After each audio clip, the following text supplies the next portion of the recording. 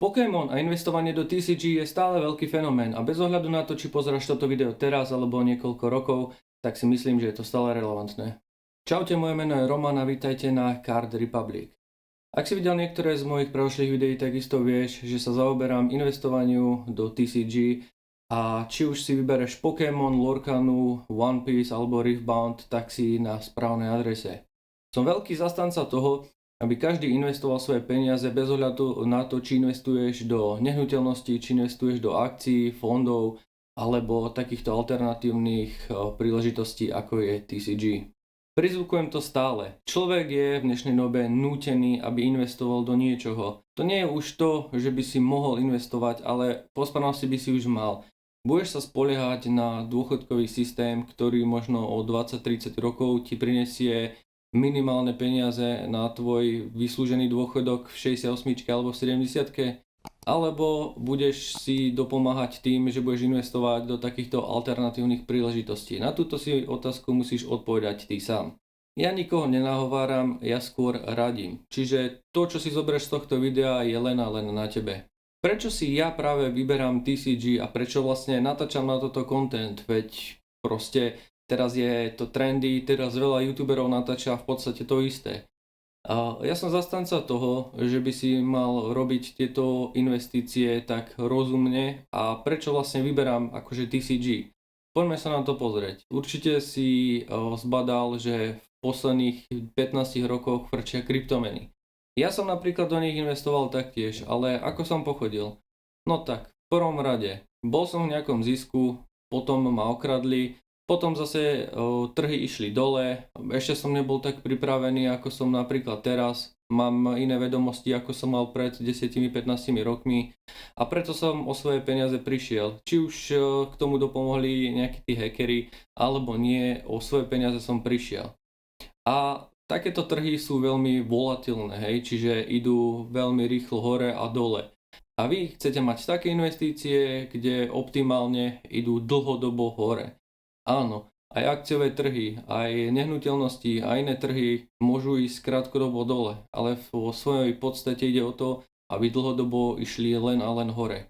A to je dôvod, prečo som ja sa rozhodol natáčať content práve na investície do TCG. Ako isto vieš, tak TCG vo všeobecnosti, ale Pokémon hlavne je teraz s nami už 30 rokov. V 97. to boli Japonci, ktorí vydali túto TCG a v 99.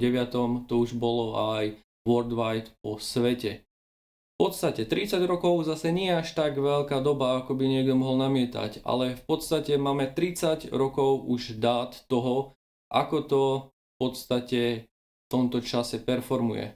My vieme už teraz istotou povedať, že každý set, ktorý vznikol v minulosti, či už to bolo z éry Sun and Moon, Black White, Sword and Shield alebo Scarlet and Violet, boli ziskové, bez ohľadu na to, či si kúpil nejaký blister, box alebo tinku. A to je na tom super, pretože bez ohľadu na to, čo si kúpil, tak bolo to ziskové. Teraz by si to predal zo zisku, čiže by si zarobil a zhodnotil tie svoje peniaze. Keby si náhodou kúpil nejakú akciu, alebo nejakú kryptomenu, ktorá v určitom štádiu, v nejakom určitom čase stála nejakú hodnotu, tak tam už si istotou nemôžeš povedať, že či je alebo nie je zisková, nakoľko si určite všimol, že niektoré z týchto aktív idú dole. Pokémon a vo všeobecnosti TCG ide dlhodobo len a len hore. Samozrejme tie výkyvy sú, ako som vravel, to je tá volatilita. Môže to ísť raz hore, môže to ísť raz dole, ale dlhodobo to je vždycky len hore. Takže ten prvý hlavný dôvod bol to, že to proste performuje v čase, má to výkonnosť a proste to platí. A ako druhé je to, že nás to baví. Ak si aj ty mileniál alebo ročník okolo roku 2000, takisto vieš, že Pokémon bol taký svetový ošial ohľadom anime, ktorý určite si možno aj ty videl. A to je taká tá nostalgia, že si pozeral ako malý, že tam mal Ash, Pikachu a mal tam Charizarda a Squirtla. No a v podstate si teraz ako dospelý k tomu už taký citový naviazaný a je to proste pre teba nostalgia a to je si myslím, že je super.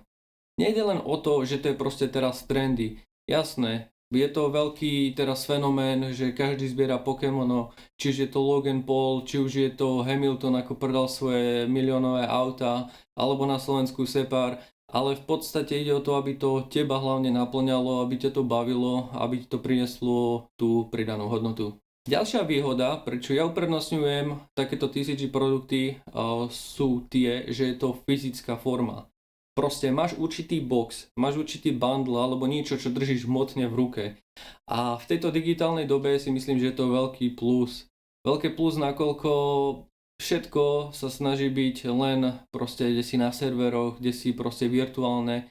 Ale toto, keď si môžeš proste rukami ohmatať, môžeš si to pozrieť, môžeš si to proste navnímať, tak je to úplne o ničom inom, ako keby si to mal kde si len zavesené na burze alebo kde si na internete. Samozrejme je to na tebe, kde budeš investovať, najlepšie je to diverzifikovať. Pre tých, čo nevedia, čo diverzifikácia, tak to je to rozdelenie. Nakoľko ty chceš eliminovať to riziko, tak preto investuješ, ja neviem, 50% do TCG, 20% do akcií, 20% nehnuteľností a ja neviem, 10% z kryptomeny. A vtedy si môžeš povedať, že máš diverzifikované. Ja osobne idem 100% TCG, pretože im až tak veľa verím. Zaujímavé zberateľské kúsky alebo jednotlivé boostre nájdeš na mojej stránke, ktoré sú v popisku videa. A toto bolo pre toto video všetko, ďakujem každému za zhliadnutie, poteší každý like, subscribe a my sa vidíme pri ďalšom videu. Čaute.